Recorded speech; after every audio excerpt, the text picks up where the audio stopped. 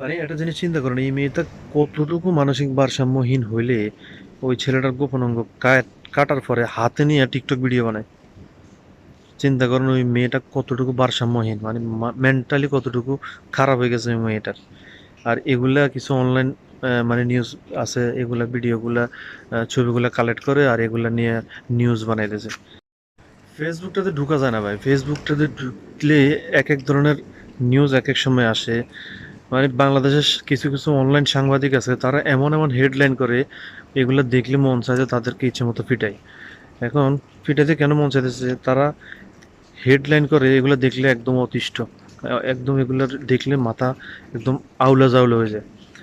বর্তমানে বাংলাদেশের হট একটা টপিক, মানে একদম ভাইরাল একটা টপিক হচ্ছে কি, জুনিয়র সাকিব, মানে সাকিব খানের জুনিয়র, যে সাকিব খানের ভয়েস নকল করে বিভিন্ন ভিডিও বানায় সোশ্যাল মিডিয়াতে আপলোড করে, তার বউ নাকি তার গোপনাঙ্গ কেটে নিছে।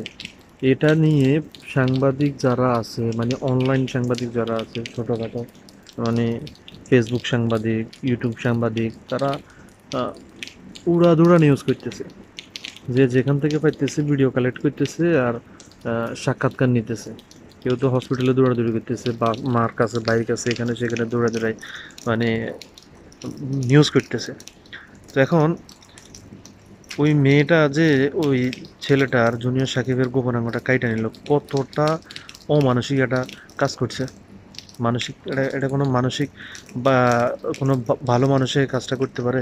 যে মানুষের ভিতরে মনুষ্যত্ব নাই, অথবা তার মনুষ্যত্ব নষ্ট হয়ে গেছে, মানসিক সমস্যা দেখা দিছে, এরকম মেয়ে তো এরকম একটা কাজ করতে পারে?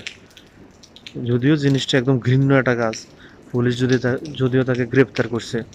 এখন গ্রেফতার করলে আর লাভ হবে কি? কারণ এই ছেলেটার ভবিষ্যৎ তো অন্ধকার করে দিয়েছে। কারণ এই ছেলেটার যে গোপন অঙ্গ ছিল, যেটা দিয়ে, যেটা একটা পুরুষের একটা গোপন অঙ্গ, যেটা দিয়ে পুরুষত্ব দাবি করে, সেটাই তো কাইটে নিছে। তো এই ছেলেটার বাঁচা থেকে আর কোনো লাভ আছে? একে তো জিন্দাই মেরে দিছে। হুম, একে তো জিন্দাই মেরে দিছে। আর বাংলাদেশের এই অনলাইন সাংবাদিকেরা এমন এমন নিউজ করে, সাকিব খানের গোপনাঙ্গ কেটে নিল শিখা।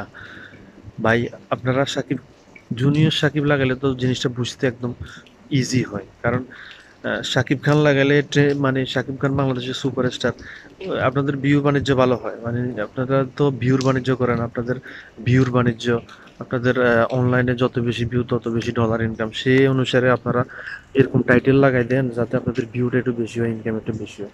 এরকম একটু টাইটেলে এগুলো একটু না লাগাইলে চলে না আপনাদের। তো এই ধরনের জিনিসগুলো আসলে প্রতিনিয়ত চোখের সামনে আসতে থাকে, একটার পর একটা ভাইরাল জিনিস, সেগুলো চোখের সামনে আসতেই থাকে। আর গত গত 2 দিন থেকে এটাই চলতেছে। অনলাইনে যারা মানে ভিডিও মেক করে, কন্টেন্ট বানায়, তারা অনেকেই এই জিনিসটা নিয়ে ভিডিও এখন বানাইতেছে, কারণ এটা একটা হট টপিক। তো ভিডিও বানাইতে হবে, ভিডিও বানাইলে ভাইরাল, এরপরে তো ফ্যান ফলোয়ার প্রচুর। এগুলো কবে জানি বন্ধ হয় জানি না, বন্ধ হওয়া দরকার।